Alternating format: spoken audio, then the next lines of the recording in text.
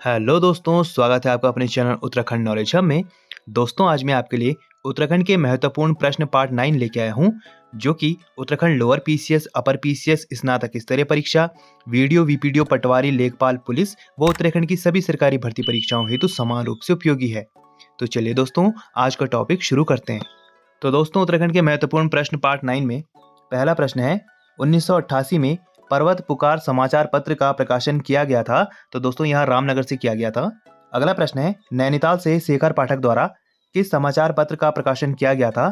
तो दोस्तों, नैनीताल से शेखर पाठक द्वारा पहाड़ समाचार पत्र का प्रकाशन 1983 में किया गया था।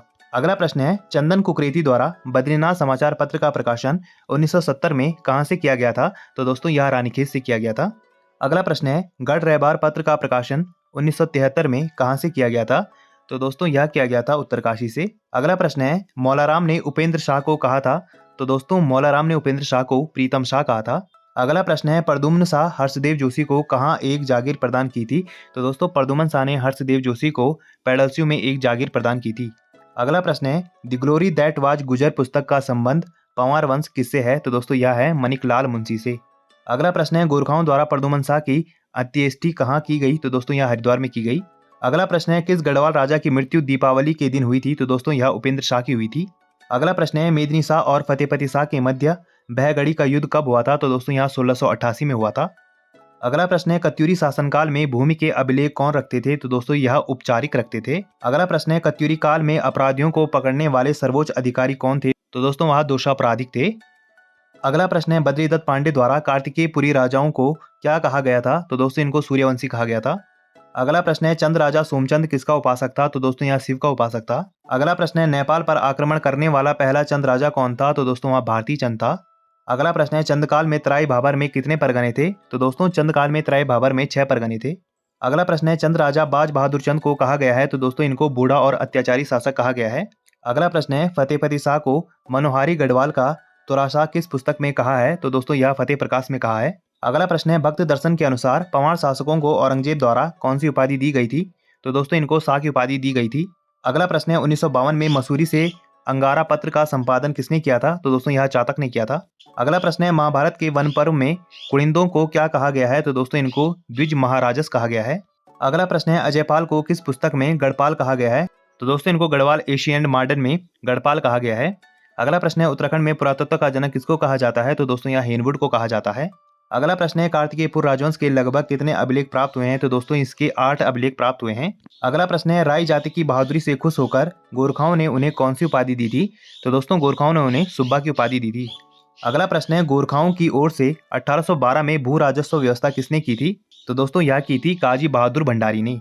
अगला प्रश्न है, नेपाल शासक रण बहादुर शाह संन्यास लेने के बाद क्या कहलाया था। तो दोस्तों, यह संन्यास लेने के बाद स्वामी निर्गुणनाथ कहलाया था। अगला प्रश्न है, गोरखा काल में कठुआ ब्राह्मण दास होते थे तथा जगरिया थे। तो दोस्तों, जगरिया थे कार्यरत सैनिक। अगला प्रश्न है, गोरखा काल में कामी क्या होते थे। तो दोस्तों, यहाँ शिल्पकर्मी होते थे। अगला प्रश्न है, सूबेदार महावीर थापा ने चंपावत में स्थित बालेश्वर मंदिर का जीर्णोद्धार कब करवाया। तो दोस्तों, यह उन्होंने 1796 में करवाया। अगला प्रश्न है, स्टैटिस्टिकल स्केच ऑफ कुमाऊं किसकी रचना है। तो दोस्तों, यह कमिश्नर ट्रेल की रचना है। अगला प्रश्न है, लोधी रिकोला को गढ़वाल का क्या कहा जाता है। तो दोस्तों, इन्हें गढ़वाल का भीम कहा जाता है। अगला प्रश्न है, शिव प्रसाद डबराल के अनुसार सिरमौर के डाकुओं का अंत किया था। तो दोस्तों, यह महीपति शाह ने किया था। अगला प्रश्न है, गढ़वाल में सती प्रथा के प्रमाण किसके समय मिलते हैं। तो दोस्तों, यह श्याम शाह के समय मिलते हैं। अगला प्रश्न है, कनकपाल को गढ़वाल का क्या कहा जाता है। तो दोस्तों, इसे गढ़वाल का आदि पुरुष कहा जाता है। अगला प्रश्न है, फ्राइडेन द्वारा कलकत्ता प्रेसिडेंसी में किस टिहरी नरेश की प्रशंसा की गई थी। तो दोस्तों, यहाँ सुदर्शन शाह की प्रशंसा की गई थी। अगला प्रश्न है, टिहरी की महारानी गुलेरिया ने किसकी सहायता से शासन चलाया था। तो दोस्तों, इन्होंने काउंसिल ऑफ रिजेंसी की सहायता से शासन चलाया था। अगला प्रश्न है, टिहरी राज्य में औताली क्या था। तो दोस्तों, यह एक कर था। अगला प्रश्न है, सकलाना विद्रोह कब किया गया था। तो दोस्तों, यह 11 जनवरी 1948 में किया गया था। अगला प्रश्न है, गोरखाओं के समय जंदाव जुनियाव संबंधित प्रचलित प्रथा किससे संबंधित थी। तो दोस्तों, यह चोरी से संबंधित थी। अगला प्रश्न है, किसने कहा है कि गोरखे इतना शासकीय भार जनता के सिर पर थोपते थे कि किसी के सिर पर बाल भी नहीं उग पाते थे। तो दोस्तों, यह कहा था गुमानीपत ने। अगला प्रश्न है, हेनरी रेमजे को क्या कहा जाता था। तो दोस्तों, इनको कमिश्नर ऑफ हिल्स कहा जाता था। अगला प्रश्न है, हेनरी रेमजे द्वारा किसको दानवीर कर्ण महिला कहा गया था। तो दोस्तों, यह जसूली दत्ताल को कहा गया था। अगला प्रश्न है, वन समस्याओं के निराकरण हेतु कुमाऊं संघ की स्थापना कब की गई थी। तो दोस्तों, यह 1916 में की गई थी। अगला प्रश्न है, कुमाऊं में आधुनिक शिक्षा की नींव किसने डाली थी? तो दोस्तों यह बुद्धि बल्लभ पंत जी ने डाली थी।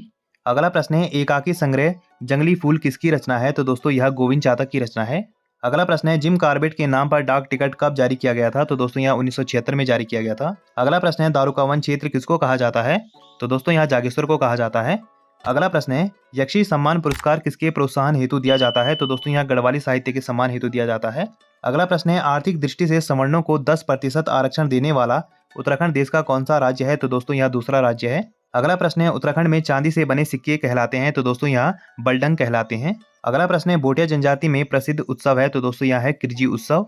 अगला प्रश्न है, टब्बर जनजाति का संबंध किस जनजाति से है? तो दोस्तों इनका संबंध राजी जनजाति से है। अगला प्रश्न है, आभूषणों को भोटिया जनजाति में क्या कहा जाता है? तो दोस्तों आभूषणों को भोटिया जनजाति में साली पुली कहा जाता है। अगला प्रश्न है, पर्वतीय क्षेत्र विकास परियोजना शुरू की गई थी? तो दोस्तों यह 1973 से 74 में शुरू की गई थी।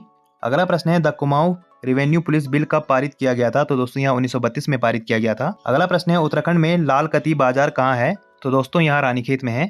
अगला प्रश्न है, कूर्मांचल केसरी नामक पुस्तक किसने लिखी है? तो दोस्तों यह सुधा जोशी ने लिखी है। अगला प्रश्न है, हिमालय का नेकलेस किसको कहा जाता है? तो दोस्तों यह अल्मोड़ा को कहा जाता है। अगला प्रश्न है, सूरीधार बांध किस नदी पर है? तो दोस्तों यह यमुना नदी पर है। अगला प्रश्न है, कुमाऊं का देवता नामक पुस्तक किसकी है? तो दोस्तों यह पद्मादत्त पंत की है।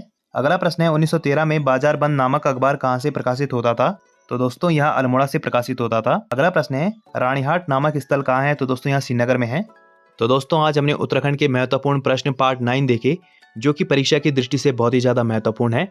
और ऐसी ज्ञानवर्धक वीडियोस के लिए आप मेरे चैनल को लाइक कीजिए, कमेंट कीजिए, शेयर कीजिए, सब्सक्राइब कीजिए और मुझे इंस्टाग्राम पे फॉलो कीजिए। और इस वीडियो की पीडीएफ फाइल के लिए आप मुझे मेरे टेलीग्राम पे ज्वाइन कीजिए, वहाँ आपको इस वीडियो की पीडीएफ फाइल मिल जाएगी।